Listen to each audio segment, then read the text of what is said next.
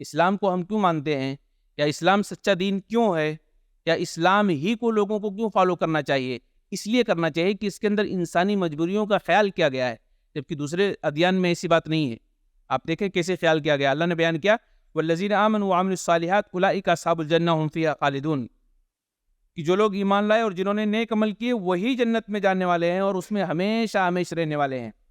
آگے اللہ رب العالمین نے کیا فرمایا؟ پہلے تو اللہ نے یہ کہا کہ جو ایمان لائے اور عمل صالح کیے، یعنی جنت میں جانے کے لیے نیکیاں کرنی ضروری ہے، تبھی ان کو جنت نصیب ہوگی۔ لیکن اللہ نے کیا آگے بیان کیا؟ لا نکلف نفسا الا وسعها، ہم انسان کو اتنا ہی تکلیف دینا چاہتے ہیں جتنا وہ کر سکتا ہے، یعنی رعایت دے دیا نا یہاں اسلام نے، شریعت نے بندے کو یہاں رعایت دے دی۔ پہلے تو یہ کہا کہ عمل صالح کر کے ہی آپ کو جنت ملے گی، دوسری جگہ اللہ نے کہا کہ لیکن ہم انسان کو اتنا ہی اس کو ذمہ داریاں دیتے ہیں یا اس کو اتنا ہی تکلیف بھی مبتلا کرتے ہیں جتنا وہ سہ سکتا ہے، برداشت کر سکتا ہے۔ اگر وہ برداشت نہیں کر سکتا ہے تو کام وہ نہیں کرے گا، ٹھیک ہے؟ اب اس کو ہم مثالوں کے ذریعے سے دیکھتے ہیں کیسے سمجھتے ہیں۔ اب جیسے نماز کا مسئلہ ہے، اللہ نے رعایت کیسے دی ہے؟ نماز کا مسئلہ ہے۔ اب اگر کوئی آدمی نماز کھڑے ہو کر کے نہ پڑھ سکے تو اسلام نے کیا کہا ہے؟ وہ بیٹھ کر کے پڑھے۔ اگر کوئی بیٹھ کر کے نہیں پڑھ سکتا ہے تو اسلام نے یہ کہا کہ وہ لیٹ کر کے پڑھے۔ اسلام نے باقاعدہ رعایت دی ہے۔ ایک صحابی کہتے ہیں، عمران بن حسین کہتے ہیں کہ قالت كانت في بواسير فسألت النبي صلی اللہ علیہ وسلم عن الصلاة فقال صل قائما فإن لم تستطع فقاعدا فإن لم تستطع فعلى جنب۔ عمران بن حسین کہتے ہیں کہ مجھے بواسیر تھا۔ کیا کہتے ہیں؟ کہ مجھے بواسیر تھا۔ میں نے نبی کریم صلی اللہ علیہ وسلم سے نماز کے تعلق سے سوال کیا تو آپ نے فرمایا کہ تم کھڑے ہو کر کے نماز پڑھو، اگر تمہیں اس کی طاقت نہ ہو تو بیٹھ کر کے، اور اگر اس کی طاقت نہ ہو تو پہلو کے بل نماز پڑھو، اشارے سے لیٹ کر کے ایک طرف نماز پڑھو۔ باقاعدہ رعایت دی گئی۔ اسی طریقے سے حالت سفر میں آپ دیکھ لیجئے، اور بیماری میں روزہ رکھنے کے حوالے سے آپ دیکھ لیجئے، اگر سفر کے حوالے سے کوئی سفر کر رہا ہے اور اس طریقے سے روزہ نہیں رکھ سکتا ہے تو باقاعدہ اس کو چھوڑنے کی گنجائش دی گئی ہے۔ اللہ نے بیان کیا کہ فمن کان منکم مریضا او علی سفر فعدۃ من ایام اخر وعلی الذین یطیقونہ فدیۃ طعام مسکین، جو تم میں سے بیمار ہو یا حالت سفر میں ہو تو وہ اس گنتی کو دوسرے دنوں میں پورا کرے، اور جو بہت ہی مشقت سے اس کی طاقت رکھنے والے ہیں فدیے میں ایک مسکین کو کھانا کھلا دیں۔ یعنی اگر آپ سفر پہ ہیں تو آپ روزے کو چھوڑ سکتے ہیں، بعد میں اس کی قضا کر لیں، لیکن اگر آپ سفر پر نہیں ہیں مگر کوئی بیماری ہے تو اسلام یہ کہتا ہے کہ اس بیماری میں جو آپ نے روزہ چھوڑا ہے اس کے عوض میں آپ مسکینوں کو کھانا کھلا دیں۔ یہ رعایت دی گئی ہے اسلام کے اندر، دوسرے مذہبوں میں، دوسرے دینوں میں ایسا نہیں ہے۔ اسی طریقے سے زکوٰۃ دیکھ لیجئے، زکوٰۃ مالداروں پر ہے، سب پر نہیں ہے، مالداروں پر فرض ہے۔ معاذ رضی اللہ تعالیٰ عنہ کو اللہ کے نبی صلی اللہ علیہ وسلم نے جو نصیحت کی تھی، کہتے ہیں کہ ان نبی صلی اللہ علیہ وسلم بعث معاذا الی الیمن، یمن کی طرف بھیجا تھا معاذ کو، فقال ادعوہم الی شہادت اللہ الہ الا اللہ، پہلے آپ ان لوگوں کو عقید توحید کی طرف بلاؤ، لا الہ الا اللہ کی طرف بلاؤ، وانی رسول اللہ، اور یہ بلاؤ اور اس طرف دعوت دو کہ میں اللہ کا رسول ہوں، فإنہم اطاعوا لذلک فعلمہم ان اللہ قد افترض علیہم 5 صلوات، اگر اس کا اقرار کر لیں، عقید توحید کو اگر وہ تسلیم کر لیتے ہیں تو انہیں یہ بتاؤ کہ اللہ نے 5 وقت کی نمازوں کو دن اور رات میں فرض کیا ہے، اگر اس کو بھی وہ تسلیم کر لیتے ہیں، فعلمہم ان اللہ افترض علیہم صدقہ، اللہ نے ان کے اوپر صدقے کو فرض کیا ہے، فی اموالہم، صدقے کو فرض کیا ہے، یعنی زکوٰۃ کو فرض کیا ہے۔ کیا کہا؟ تؤخذ من اغنیائہم وترد علی فقرائہم، جو زکوٰۃ یا صدقہ مالداروں سے لیا جائے گا اور غریبوں میں تقسیم کیا جائے گا۔ تو اسلام میں اس کی رعایت کی گئی ہے، امیر اور غریب کا خیال کیا گیا ہے۔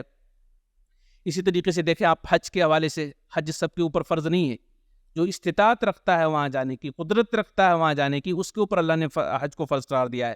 اللہ نے بیان کیا کہ وَلِلَّهِ عَلَى النَّاسِ حِجُّ الْبَيْتِ مَنِ اسْتَطَاعَ إِلَيْهِ سَبِيلًا، اور لوگوں پر اللہ کے لیے بیت اللہ کا حج کرنا واجب ہے جو بھی اس کی جانب طاقت رکھتے ہوں، سب کے لیے نہیں ہے، جو اس کی طرف جانے کی طاقت رکھتے ہوں انہی کے لیے اللہ نے حج کو فرض قرار دیا ہے۔ اسی طریقے سے بہت ساری چیزوں کو مجبوری کی حالت میں اللہ نے رخصت دے دیا ہے۔ اللہ کے نبی فرماتے ہیں ان اللہ تجاوز عن امت الخطا والنسیان وما استکرہوا علیہ، اللہ نے میری امت سے غلطی اور بھول کو معاف کر دیا ہے، غلطی اور بھول کو معاف کر دیا ہے، اور جس چیز پر انہیں مجبور کیا گیا اس کو بھی اللہ نے معاف کر دیا ہے۔ یعنی انسان کو اگر کسی چیز پر مجبور کیا جائے کہ آپ کو کرنا نہیں تو آپ کو مار دیں گے، اگر وہ انسان کر لیتا ہے تو اللہ رب العالمین اس کو بھی معاف کر دیتا ہے۔ اس کو ایک آیت کے ذریعے سے اس طرح سے ہم سمجھتے ہیں، جو کہ بہت بڑا گناہ ہے۔ شرک کتنا بڑا گناہ ہے، اللہ کا انکار کتنا بڑا گناہ ہے۔ اللہ نے بیان کیا کہ من کفر باللہ من بعد ایمانہ الا من اکرہ وقلبہ مطمئن بالایمان وَلَكِنْ مَنْ شَرَحَ بِالْكُفْرِ صَدْرًا فَعَلَيْهِمْ غَضَبٌ مِّنَ اللَّهِ وَلَهُمْ عَذَابٌ عَظِيمٌ، کہ جو اللہ پر ایمان لانے کے بعد اللہ کے ساتھ کفر کرے، اللہ پر ایمان لانے کے بعد اللہ کے ساتھ کفر کرے، کیوں کفر کرے؟ کہ اسے مجبور کر دیا گیا ہے، اللہ کا انکار کر دے کہ اللہ معاذ اللہ ہے ہی نہیں، اسے مجبور کر دیا گیا ہے یہ کہلانے پر، لیکن اس کا دل مطمئن ہے کہ اللہ ہے، لیکن پھر بھی اس سے کہلوایا جا رہا ہے۔ تو اللہ رب العالمین فرماتا ہے کہ ایسے بندوں کا اللہ کوئی مواخذہ نہیں کرتا ہے، ایسے بندوں کا اللہ کوئی مواخذہ نہیں کرتا ہے۔ جو لوگ یہ کہلواتے ہیں ان کے لیے تو دردناک سزائیں ہیں دنیا کے اندر بھی اور مرنے کے بعد بھی، لیکن جن کو مجبور کیا گیا ہے یہ سب کرنے اور کہنے کے لیے، اللہ رب العالمین ایسے بندوں کا مواخذہ نہیں کرتا ہے، پکڑتا نہیں ہے۔ تو اس طریقے سے دیکھیں کس طرح سے رعایت کی گئی اسلام میں، اس لیے اسلام کی خوبیوں میں سے خوبی یہ ہے کہ اس میں رعایت کی گئی ہے، بندوں کے حالات کو دیکھ کر کے معاملات کو بیان کیا گیا ہے۔ اسی طریقے سے اس کی خوبی یہ ہے کہ اس کے اندر مادی اور روحانی دونوں پہلوؤں میں توازن کی بات کی گئی ہے۔ مادی اور روحانی، مادی کس کو کہتے ہیں؟ دنیا کمانا، اور روحانی کس کو کہتے ہیں؟ آدمی دنیا کو چھوڑ کر کے الگ تھلگ اللہ کی عبادت میں لگا رہے۔ اسلام دونوں کو منع کرتا ہے، اسلام اس کے اندر ایک توازن پیدا کرتا ہے، ایک اعتدال۔ اعتدال کیا ہے؟ یہ بھی رہے وہ بھی رہے، اس طرح کی بات کرتا ہے اسلام۔ یعنی مادیت کی طرف بڑھ جانا اس کو بھی اسلام منع کرتا ہے، اور مادیت کو چھوڑ کر کے صرف اللہ کی طرف بڑھ جانا اس کو بھی اسلام منع کرتا ہے۔ دونوں کے اندر ایک توازن پیدا کرتا ہے، ایک بیلنس رکھنا چاہتا ہے اسلام۔ ایک آیت کے ذریعے سے ہم اس کو سمجھتے ہیں۔ اللہ رب العالمین نے بیان کیا کہ وَكُلُوا وَاشْرَبُوا وَلَا تُسْرِفُوا إِنَّهُ لَا يُحِبُّ الْمُسْرِفِينَ قُلْ مَنْ حَرَّمَ زِينَةَ اللَّهِ الَّتِي أَخْرَجَ لِعِبَادِهِ وَالطَّيِّبَاتِ مِنَ الرِّزْقِ قُلْ هِيَ لِلَّذِينَ آمَنُوا فِي الْحَيَاةِ الدُّنْيَا خَالِصَةً يَوْمَ الْقِيَامَةِ۔ تم کھاؤ پیو اور فضول خرچی نہ کرو، کھاؤ پیو اور فضول خرچی نہ کرو، یعنی مطلب دنیا حاصل کرنے کی بات کہی جا رہی ہے کہ آپ دنیا کماؤ، کھاؤ پیو، لیکن فضول خرچی نہ کرو، بے شک اللہ فضول خرچی کرنے والوں کو پسند نہیں کرتا۔ اس کے بعد کہا کہ کہہ دیجئے کون ہے جو اللہ کی زینت کی چیزوں کو جسے اس نے اپنے بندوں کے لیے بنایا ہے اور پاکیزہ زیوروں کو حرام کرے؟ کون ہے؟ اللہ نے زینت کے لیے دنیا کی بہت ساری چیزیں ہمارے لیے نازل کی ہیں، تو کون ہے جس کو حرام کرے؟ حرام کرنا کسی کے لیے بھی جائز نہیں۔ دنیاوی زندگی میں ان لوگوں کے لیے ہے جو ایمان لائے، اور قیامت کے روز انہی کے لیے خاص ہوگی۔ یعنی اللہ کی جو نعمتیں ہیں دنیا کے اندر، اس سے مستفید سارے لوگ ہوتے ہیں، اہل ایمان بھی ہوتے ہیں، غیر اہل ایمان بھی ہوتے ہیں، لیکن قیامت کے روز اس سے مستفید صرف اہل ایمان ہوں گے۔ اسی طریقے سے یعنی اس آیت کریمہ کے اندر یہ بات کہی گئی ہے، کھاؤ پیو، مطلب یہ ہے کہ جب تک آپ کمائیں گے نہیں تو کھائے پیئیں گے کیا؟ یعنی ایک طرف یہ بات کہی گئی ہے کہ دنیا کی طرف آپ موڑیے، دنیا حاصل کیجئے آپ، اور جو کچھ بھی کمائیے اسراف مت کیجئے، اعتدال پر رہیے۔ قرآن و سنت کی رہنمائی کیا ہے اس حوالے سے آپ زندگی گزاریے، لیکن دنیا کے ساتھ جڑے رہیے۔ دوسری طرف جو ہے شریعت کیا کہتی ہے؟ دوسری طرف شریعت یہ کہتی ہے کہ کوئی آدمی دنیا کو چھوڑ کر کے صرف اللہ کے لیے ہی ہو کر رہ جائے، اسلام اس کی بھی ممانعت ہے، اسلام میں اس کی بھی ممانعت ہے، اسلام اس سے بھی روکتا ہے۔ یعنی ایک آدمی اپنے تئیں یہ سوچتا ہے کہ میں دنیا کی طرف نہیں جاؤں گا، میں اللہ کی عبادت کروں گا تاکہ اللہ مجھ سے راضی ہو جائے، اللہ خوش ہو جائے اور مجھے جنت دے دے، لیکن اسلام یہ کہتا ہے کہ نہیں، دنیا کی طرف آپ کو مائل ہونا ہے، دنیا کو چھوڑ کر کے صرف اور صرف اللہ کا ہو جانا، کٹ کر کے اللہ کی طرف مائل ہو جانا، یہ ٹھیک نہیں ہے۔ ایک حدیث اس طرح سے دیکھتے ہیں، ان عبداللہ بن عمر بن عاص رضی اللہ تعالیٰ عنہما قال لرسول اللہ صلی اللہ علیہ وسلم یا عبداللہ الم اخبر انک تصوم النہار وتقوم اللیل فقلت بلا یا رسول اللہ قال فلا تفعل سم وافطر وقم ونم فإن لجسدك عليك حقا وإن لعينك عليك حقا وإن لزوجك عليك حقا وإن لزورك عليك حقا۔ عبداللہ بن عمر بن عاص بیان کرتے ہیں کہ مجھ سے اللہ کے رسول نے فرمایا، اے عبداللہ کیا مجھے یہ خبر نہیں دی گئی ہے کہ تم دن میں روزہ رکھتے ہو، رات میں قیام کرتے ہو؟ یعنی کسی نے خبر دیا تھا عبداللہ بن عمر بن عاص کے حوالے سے کہ اللہ کے نبی علیہ السلام یہ ایسے آدمی ہیں جو دن میں روزہ رکھتے ہیں اور رات میں قیام کرتے ہیں۔ تو اللہ کے نبی نے ان کو بلایا اور پوچھا تو انہوں نے کہا ہاں میں ایسا کرتا ہوں۔ اللہ کے رسول نے فرمایا تم ایسا نہ کرو۔ اللہ کے رسول نے کیا کہا؟ تم ایسا نہ کرو، یعنی پوری طرح سے دنیا کو چھوڑ کر کے اور اس طریقے سے دنیا سے اپنے آپ کو الگ تھلگ کر کے اللہ کے لیے ہی بن کر کے ہو جاؤ پوری طرح سے، ایسا مت کرو۔ روزہ رکھو اور روزہ نہ بھی رکھو، روزہ رکھو اور روزہ نہ بھی رکھو، قیام کرو اور سویا بھی کرو، قیام کرو یعنی رات میں جاگو اور سویا بھی کرو۔ اس لیے آپ نے فرمایا اس لیے کہ تمہارے جسم کا تم پر حق ہے، تمہارے جسم کا تمہارے اوپر حق ہے، یعنی جسم کو آرام دینا ہے، یہ آپ کے اوپر حق ہے، اور تمہاری آنکھوں کا بھی تم پر حق ہے، اسی طریقے سے تمہاری بیوی کا بھی تم پر حق ہے، اور تمہارے مہمان کا بھی تم پر حق ہے۔ یعنی جب تک آپ یعنی دنیا کی طرف نہیں آؤ گے، ان سارے حقوق کو کیسے نبھاؤ گے؟ تو دنیا کی طرف آپ کو آنا ہے، تبھی ان سارے لوگوں کے حقوق آپ نبھا سکتے ہیں۔ اللہ کے نبی علیہ الصلوۃ والسلام نے سختی سے ان کو منع کیا، کہا کہ ان تمام کے حقوق تمہارے اوپر ہے، اور ان کی حق کی رعایت کرنا آپ پر فرض ہے، آپ کی ذمہ داری ہے۔ آپ نفلی روزے کا اہتمام کرتے ہیں، آپ نفلی نمازوں کا اہتمام رات میں اٹھ کر کے کرتے ہیں، یہ تو نفلی ہیں، لیکن یہ جو حقوق ہے نا، یہ فرض ہیں آپ کے اوپر، اس کو کرنا آپ کے لیے ضروری ہے، اور یہ آپ پر ذمہ داری ہے۔ اس لیے ہمیشہ روزہ مت رہو، اور ہمیشہ قیام مت کرو، ہمیشہ نمازیں مت پڑھو۔ اسی طریقے سے یعنی اس حدیث پاک کے اندر کیا بات بتائی گئی ہے؟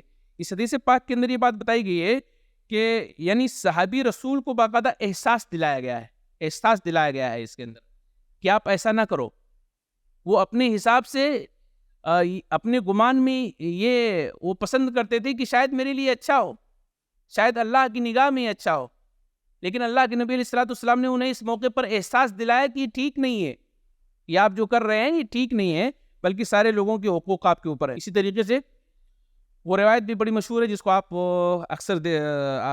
نے اکثر سنا ہوگا، انس بن مالک رضی اللہ تعالیٰ عنہ راوی ہیں، اس حدیث کو آپ تھوڑا دھیان سے سنیے گا۔ کہتے ہیں کہ جاء ثلاثۃ رہط الی بیوت ازواج النبی صلی اللہ علیہ وسلم یسألون عن عبادۃ النبی فلما اخبروا كأنهم تقالوها فقالوا أين نحن من النبي قد غفر له ما تقدم من ذنبه وما تأخر قال أحدهم أما أنا فإني أصلي الليل أبدا وقال آخر أنا أصوم الدهر ولا أفطر وقال آخر أنا أعتزل النساء فلا أتزوج أبدا فجاء رسول الله صلى الله عليه وسلم فقال أنتم الذين قلتم كذا وكذا أما والله إني لأخشاكم لله وأتقاكم له لكني أصوم وأفطر وأصلي وأرقد وأتزوج النساء فمن رغب عن سنتي فليس مني۔ یہ مسلم کی روایت ہے اور غالباً بخاری کی بھی روایت ہے۔ انس بن مالک رضی اللہ تعالیٰ عنہ راوی ہیں، کہتے ہیں کہ نبی کی بیویوں کے گھر پر 3 لوگ آئے، نبی کی بیویوں کے گھر پر 3 لوگ آئے، جاء ثلاثۃ رہط الی بیوت ازواج النبی صلی اللہ علیہ وسلم یسألون عن عبادۃ النبی، نبی کی عبادت کے بارے میں یہ تینوں سوال کرنے لگے۔ فلما اخبروا، جب ان کو خبر دیا گیا، بتایا گیا، کأنہم تقالوها، تو ان لوگوں نے اس کو معمولی سمجھا، ان لوگوں نے اس کو معمولی سمجھا۔ فقالوا، اور ان لوگوں نے کہا، وأین نحن من النبی، کہاں ہم اور کہاں نبی صلی اللہ علیہ وسلم، کہاں ہم لوگ گنہگار اور کہاں نبی کریم صلی اللہ علیہ وسلم معصوم عن الخطا، ہمارا اور نبی کا کیا موازنہ ہو سکتا ہے؟ قد غفر له ما تقدم من ذنبی، اللہ نے اگلی پچھلی تمام خطاؤں کو معاف فرما دیا ہے۔ قال احدهم، ان میں سے ایک نے کہا، اما انا فانی اصلی اللیل، میں پوری رات نماز پڑھوں گا، میں پوری رات نماز پڑھوں گا۔ وقال آخر، اور دوسرے نے کہا، انا اصوم الدہر، میں ہمیشہ روزہ رکھوں گا۔ اور تیسرے نے کہا، انا اعتزل النساء، میں عورتوں سے ہمیشہ الگ تھلگ رہوں گا، یعنی کبھی شادی نہیں کروں گا۔ فجاء رسول اللہ صلی اللہ علیہ وسلم، رسول اللہ صلی اللہ علیہ وسلم ان کے پاس آئے، فجاء رسول اللہ صلی اللہ علیہ وسلم الیہم، ان کے پاس آئے، فقال انتم الذین قلتم کذا و کذا، تم ہی لوگ ہو جو اس طرح کی باتیں کہتے ہو۔